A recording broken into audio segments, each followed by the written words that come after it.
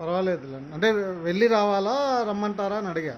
అసలు అందుకు సరిగ్గా నాకు ఆఫీస్కి వెళ్ళే పని అయితే ఆయన వెళ్తున్నారా లేకపోతే వచ్చినా వెళ్తారా ఏంటి అసలు. ఇప్పుడు వెళ్తే మనం పెళ్ళికి వెళ్ళలేదు, పెళ్ళికి వెళ్ళేది 11 గంటలు అని నేను అంటే సరే ఏదో రండి మా వాళ్ళ దగ్గర పూలు పెడతాను కొంచెం గ్రాండ్గానే అందరికీ భోజనాలు చేస్తాము ప్రార్థన పెట్టుకొని. ప్రార్థనకి ఎవరు వస్తారు ఇప్పుడు, కరోనా కదా. నేను అసలు ఎందుకులే మళ్ళీ వస్తే ఇక్కడ మళ్ళీ అంతా ఉండేవాళ్ళేడు పెట్టేవాళ్ళేడు. ఇక్కడ గంగ ఇంటి ఎక్కడ 5 నిమిషాలు వచ్చేస్తాడు. వీళ్ళతోటి మహేంద్ర చేత కాదు, వాడు ఎప్పుడు పోవాలనే దృష్టిలోనే ఉంటాడు. ఏం చేసేవారు సార్ ఉన్నప్పుడు? ఎలా చేసేవాళ్ళు? సార్ అన్నీ చేయించేవాడు. పిల్లలందరినీ పిలిపిస్తారు, రూపాయలు ఇంత పెద్ద కుట్టేలు 5 నిండా హాల్ నిండా ఉంటాయి. అందరూ తెచ్చేస్తాను. మధ్యరాత్రి 1 గంట చేస్తాడు నాకు ఫ్రెండ్స్ తోటి. ఇంత పెద్దది 10 రోజులు 15 రోజులు బ్లూమ్ అవుతూ ఉంటుంది. ఫ్లవర్స్ బ్లూమ్ అవుతాయి రోజు. అవి తీసుకొస్తాను మా ఇద్దరికి, సెలవులు తీసుకొస్తాను. ఆయన బర్త్డే అయినా, ఆయన జనవరి అయినా, క్రిస్మస్ అయినా తీసుకొచ్చి నేను తర్వాత ఇస్తాడు. 1 గంటకి ఇస్తాను. సార్ ఆఫీస్కి వెళ్ళే వాళ్ళ ఇంట్లోనే ఉండేవాళ్ళ? సార్ బర్త్డేని చాలా గ్రాండ్గా సెలబ్రేట్ చేస్తారు. చాలా గ్రాండ్గా వాళ్ళందరూ ఆఫీస్లో. నేను కూడా వెళ్ళాను 2 సార్లు. చాలా గ్రాండ్గా పెద్ద కేక్ సూటేస్కి వెళ్తారు సార్. ఉన్నాయి కదా ఫోటోలు, చాలా ఫోటోలు వెళ్ళారు బర్త్డే సెలబ్రేషన్స్. అందరూ తర్వాత ఫెస్టివల్స్ అన్నీ సెలబ్రేట్ చేస్తారు. ఆయన దసరా చేస్తారు, వినాయక చవితి చేస్తారు, ఉగాది చేస్తారు, సంక్రాంతి చేస్తారు. అంటే ఆ ఫెస్టివల్స్కి ఏమి వండుతారో అవన్నీ వండిస్తారు. మళ్ళీ నాన్ వెజిటేరియన్ మామూలుగా పిల్లలందరూ 10 మంది పిల్లలు బాబు ఫ్రెండ్స్ 15 మంది వాళ్ళందరికీ దగ్గర నుండి ఫ్రైడ్ రైస్ చేయించి చికెన్ కర్రీ, మటన్ కర్రీ, ఇంకా రకరకాల మాంసాలు ఉంటాయి. దుప్పు మాంసం లేకపోతే పోరుకు ఇష్టమైన ఆ 2 దుప్పు ఎవరైనా తెచ్చిస్తారు.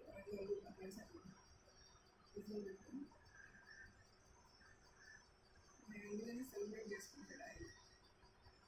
అందుకని నేను సరే నేను చేసిన చేయకపోయినా కనీసం అదే వీళ్ళందరూ వాళ్ళ ట్రెడిషన్ ప్రకారం అన్నీ వండిస్తారు. పాయసం, జిలేబీలు, దగ్గర ఆయన అన్ని స్వీట్లు, హాట్లు అన్నీ తెచ్చిపెట్టి వండి అన్ని తీసుకెళ్ళి అక్కడ పెట్టిస్తారు. వాళ్ళ అమ్మకి అంటే ఆయన బర్త్డే కదా, ఆయన బర్త్డే మామూలుగా బిర్యానీలు పలవాలు చేసి అందరూ భోజనాలు పెడతారు.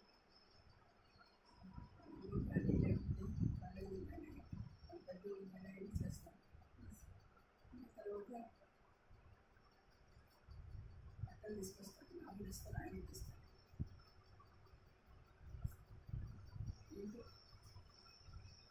అన్నీ ఉన్నాయి కానీ అసలు లేకుండా బతుకుతున్నాను. సరే ఆయన అన్ని ఎంజాయ్ లైఫ్ పెరిగి అన్నీ అనిపించాం. డ్రెస్సెస్, కేక్, పార్టీ, ఫంక్షన్లు, ఇవన్నీ గవర్నమెంట్ బంగారు కూడా డిన్నర్స్కి వెళ్ళాను.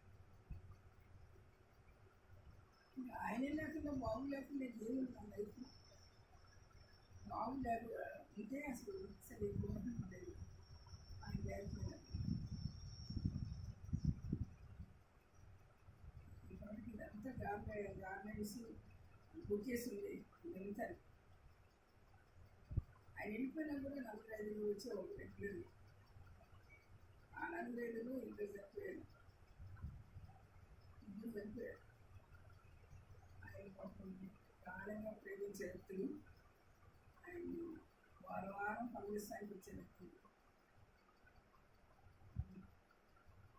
ఇప్పుడు నేనేం తినొచ్చానంటే ఆయన తీసుకొస్తాడు. సరే ఇంట్లోనేమో నాకు ఇష్టం చేయిస్తాను. నేను పెడతాను. పులిహార పాయసం మస్ట్. దేనికైనా ఇంట్లో ఎవరికి ఏది జరిగినా నేను పండుగలన్నీ అరుగులు ఏం చేస్తాను, మిగతా అయినా చేసుకుంటాను.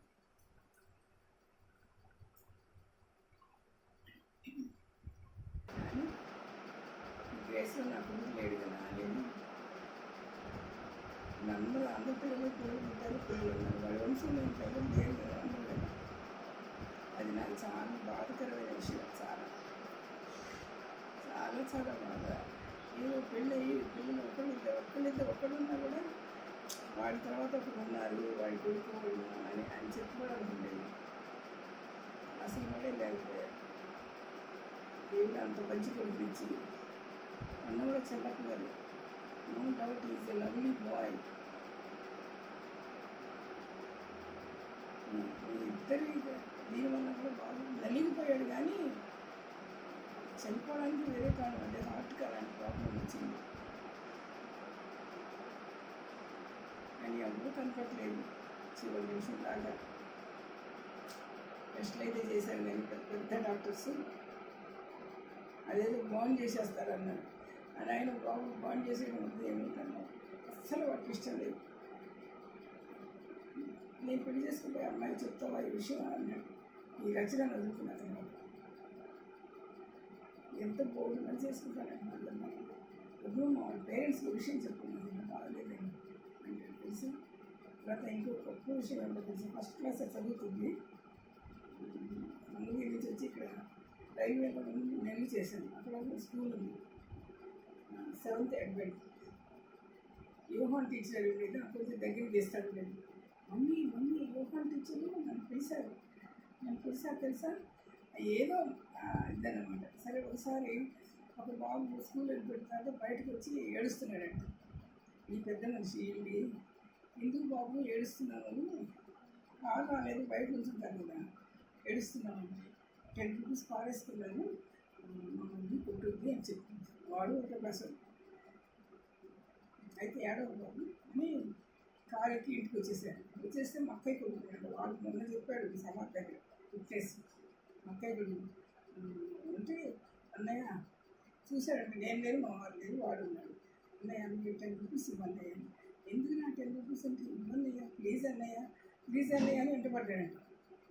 ఎందుకు చెప్పినా ఇస్తాను, ఎందుకంటే స్కూల్లో ఒక బాబు 10 రూపీస్ పారేసుకుని ఏడుస్తున్నాడు, నేను తీసుకొచ్చి ఇస్తానని చెప్పాను అని చెప్పానండి. సరే వీడు చెప్తే చిన్నోడు కదా, 1వ క్లాసు 3rd క్లాస్ ఉంది. అయితే వాడు సరే పద వెళ్దాను కారు ఎక్కి వాడు కూడా స్కూల్ దగ్గరికి వచ్చాడు. ఆ బాబు ఏడుస్తూనే ఉన్నాడు. దిగి 10 రూపాయలు తీసుకెళ్ళి వాడికి ఇచ్చి ఏడితే ఇంకా మమ్మీ కొట్టదు ఇంకా ఊరుకో అని చెప్పి సముదాయించి వాడికి చెప్పి ఈ కారు ఎక్కి వచ్చాడు. వాళ్ళ తర్వాత వాళ్ళు వచ్చి తీసుకెళ్ళి మనకు తెలియదు. అది మన విట్నెస్ చెప్తారు సమాజ్ దగ్గర అందరూ అలా ఒక విట్నెస్ చెప్తుంటే ఒక పాస్టర్ గారు బాబుని ఒక ఆయన వస్తుంటాడు, నేను లేదు. లేకపోతే ఇక బాబు ఉన్నాడు, బాబుకి వెళ్ళండి అని చెప్పి సరగటం వద్దమ్మా పెద్దవాడి పిల్లలు వద్దులే నేను వెళ్ళండి అంటే లేదు బాబు చాలా మంచిది, మీరు వెళ్ళండి బాబు దగ్గరికి గదిలో ఉన్నాడు అన్నాడు. ఏమో ఎట్లా మాట్లాడతారేమో అని తప్పడేస్తే మీరు వెళ్ళాయి ఆ ఎళ్ళు ముచ్చలు అయితే వెళ్ళాడు. వెళ్ళిన తర్వాత పక్కన చెప్పి కూర్చోబెట్టి మంచిగా కాఫీ తెప్పించి ఇచ్చాడు. ఇచ్చేదాక అంత మర్యాద చేసిన తర్వాత ప్రే చేస్తాను బాగుంటే తప్పకుండా ప్రే చేయడానికి అని చెప్పాను. సరే మోకరించి ఆయనతోటి ఆయన కూడా రిక్వెస్ట్ చెప్పాను. మోకరించి ప్రేయర్లో కూర్చొని ప్రేయర్ చేసుకున్న తర్వాత కొద్దిగా కవర్ తీసుకొని కవర్లో డబ్బులు పెట్టాడు. డబ్బులు పెట్టేసి ఇచ్చేసంట కవర్. అది కూర్చోమంటాడో లేదో ఒక్కొక్క పిల్లలు అని భయపడిపోయి నేను ప్రేయర్ చక్కగా మోకరించి ప్రేయర్ చేసుకుని ప్రేయర్ చేసిన తర్వాత నాకు కవర్ ఇచ్చాడు. చీటీ రాసి చీటీ కూడా కవర్లో పెట్టాడు. మా పాస్టర్ల పిల్లలు కూడా అలా మోకరించి చేయమని అడగదు. నేను ఆంధ్ర రాష్ట్రం అంతా తిరిగాను, ఎవరు పిల్లలు కదా ఆ బాబు ఇలా చేశాడని. సరే కవర్లో ఏం పెట్టాడని దారిలో బస్సు ఎక్కిన తర్వాత చూసుకున్నాడు. చూసుకుంటే 3,000 రూపాయలు ఉన్నాయంట. అసలు మన దిమ్మ తిరిగిపోయింది. 3,000 రూపాయలు పెట్టాడు బాబు. చీటీ ఏం చేసి చీటీ పెట్టాడు. అడ్రెంట్ అని చూశాను. Uncle please pray for my uncle mummy and daddy. Mummy కోసం డాడీ కోసం ప్రేయర్ చేయండి మీరైనా ఒక్క సెంటెన్స్ రాసి ఇచ్చాడంట. అసలు ఆ పిల్లలు తల్లిదండ్రుల కోసం పరీక్షలను అదనో ఇదనో రాయమంటారు, కానీ వాళ్ళ తల్లిదండ్రుల కోసం ప్రేయర్ చేయమని నెట్ రాసి పెట్టేసి నాకు వివరించాడు. నేను అసలు నేను ఊహించలేదు, అసలు కూర్చోమంటాడో లేదో ఏమంటారో గొప్ప అనుకున్నాను. నాకు అంటే అట్లాంటి సభ్యులు నాకు కణా చిన్నప్పుడు గుళ్ళో నుంచి వస్తుంటే నేను 150 రూపాయలు చిల్లర తీసుకొని వెళ్తాను. వస్తుంటే వేస్తుంటాను కదా, ఇలా వేస్తుంటే వీడు నా వెంటుండే వీడు కూడా మమ్మీ నెక్స్ట్ వెయ్యి వీడు కూడా చేయి సాగుతూ వాళ్ళకి ఏం చెప్తూ వస్తుంటాడు. సరే ఏంటి పుట్టినప్పటి నుంచి అంత మంచి గుణాలతో పుట్టాడు, దానికన్నా ఉండాలి. మరి ఇంకా పిల్లలకి ఫీజులు మీరు బర్త్డే డబ్బులు ఇస్తే అవి పిల్లలు ఏదైనా ఫీజు కట్టకపోయినా లేకపోతే వాళ్ళ పేరెంట్స్ బాగాలేదు హాస్పిటల్ ఉంటారు వాళ్ళకి ఇచ్చారు వాళ్ళకి ఇచ్చారు మమ్మీ. అలాగే అసలు వర్క్ చేసి డబ్బు సంపాదించాలి, అది మమ్మీకి తీసుకెళ్ళి ఇవ్వాలి, మమ్మీని బిల్ చేయాలనే గుణం ఎంత. ఆవిడ 6th class summer holidays. Mummy ఇప్పుడు నేను 600 సంపాదించాను. అది ఎలా సంపాదించావురా? అట్లా నేను మమ్మీ అడ్వర్టైజ్మెంట్స్ దీనికి వెళ్ళాను పిల్లలందరితో. సమ్మర్ హాలిడేస్లో నేను 10 o'clock వెళ్తే 12 వచ్చేసాను. వెళ్ళాను కదా, వాటి 1 month అయింది సమ్మర్ హాలిడేస్. 600 ఇచ్చారు, చీర కొనుక్కోండి. అలాగే నాగార్జున సాగర్ వెళ్ళి నేను కొనుక్కొని తీసుకొచ్చి మమ్మీ ఇది నీకే మమ్మీ, అన్ని ప్రేమకు సంబంధించినవే తెస్తాను. ఏ బొమ్మ తెచ్చినా లవ్ ఇచ్చారనుకుంటా, తల్లి కొడుకులు లేకపోతే ఇద్దరు. ఒకసారి మేరీ మాత బాబుని జీసస్ మెడలో పెట్టుకున్నాను, ఒకసారి రాధాకృష్ణులు, తర్వాత ఇంకొకటి తాన్సేను, చక్రవర్తికి స్వరూపాలు పోస్తున్నాయి, ఎట్లాంటి ఎనీథింగ్. తర్వాత ఇంకోటి 2-3 ప్లాస్టర్ ఆఫ్ ప్యారిస్ ఇచ్చాడు. అలా దాచిపెట్టాను కానీ ఇంటి చెట్టు అంటూ లేకుండా వేరు చేసుకున్నారు. చిన్నప్పుడు బాగా అక్కడ నాకు నేను పెట్టుకొని అక్కడ అమ్మకాయకుంటాము. 16 పండుగ పంచుకున్నాను ఇంట్లో స్నానాలు. తాతయ్య చనిపోయింది, నాయన చనిపోయింది, వాళ్ళు స్టార్ట్ అయ్యింది. తాతయ్య నాయన వాంట్లో ఇవన్నీ పెట్టాలి, ఒడిని తీసుకుని అక్కడ పెట్టుకొని కాయ కొడతారు, పలహారం తెస్తారు. ఆ పలహారం పంచుకుంటారు. అందరూ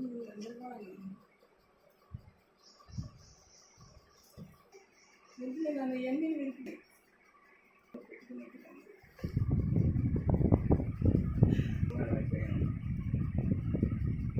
మా కుక్కర్ని ఎలా బాగు చేసేసాడు.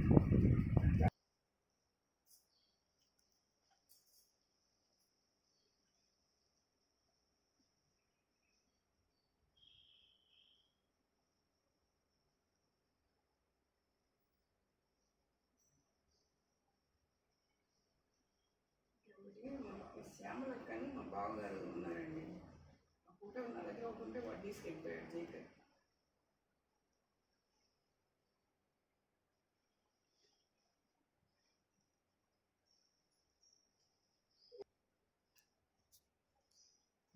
కాయలు ఏమైనా ఆకులు తెచ్చిపెట్టాను.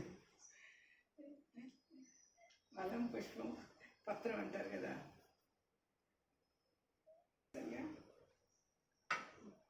ఇవన్నీ పెట్టాను నేను.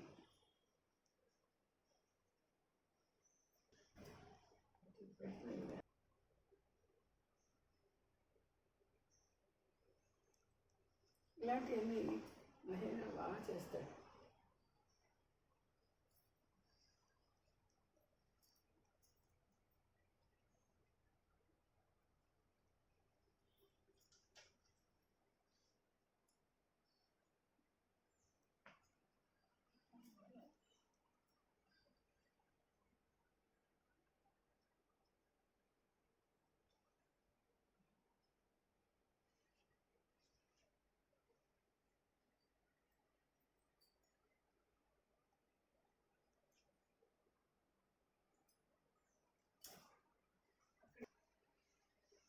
అక్కడ కూడా పెడతాను.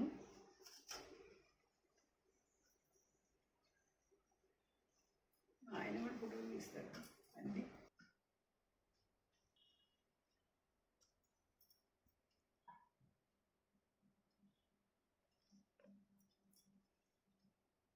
వాళ్ళలో ఎవరికి లింక్ పెట్టినా మనకు కూడా వస్తుంది కదా, వాళ్ళకి ఎవరికి పెట్టినా వస్తుంది. చూడండి ఒకరు వస్తే కనుక.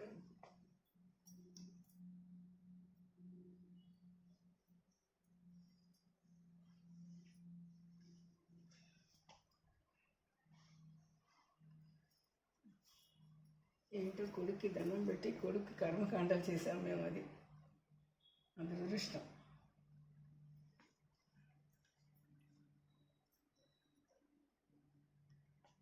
చెట్టు కాయలని నేను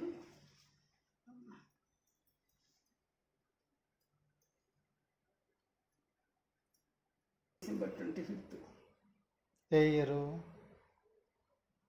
ఏం గుర్తు, మనము 1 year లోపలే కదా.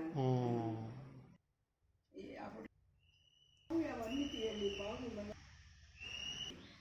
పెద్ద function celebrate golden couple Dinesh Reddy, golden couple మేము అసలు మోస్ట్ చెప్పలేము ఇద్దరు అని అలాంటి అనేక అని వచ్చింది అలా. అప్పుడు దినేష్ రెడ్డి గారు డీజీపీ గారా? అవును. మీరు బెస్ట్ కపుల్గా సెలెక్ట్ అయ్యారు. అక్కడ ఆల్ ఇండియా నుంచి వచ్చారు, ఆల్ రిటైర్డ్స్ అండ్ All ప్రజెంట్ డీజీపీలు. ఎందుకంటే ఒక 1 week వీళ్ళందరికీ కావాల్సిన తిండి తిప్పులు డ్రింక్లు కావాల్సిన ఫెసిలిటీస్ ఊరంతా చూసిరండి డే అంతా అని ఈవినింగ్ నుంచి ఒక పేపర్ ఇవ్వమన్నారు. హౌ టు అంటే implement the decreasing of the crime and enhance the police యొక్క దీన్ని ఎలా పెంచాలి, ఐక్యూని నీట్గా పడాలి. మా ఆయన సూట్ కదండి, ఇక్కడిక్కడ నీట్గా ఉన్నది ఎలా తీస్తాను. ఎందుకంటే కేవలం నగలు పెట్టుకున్నానని.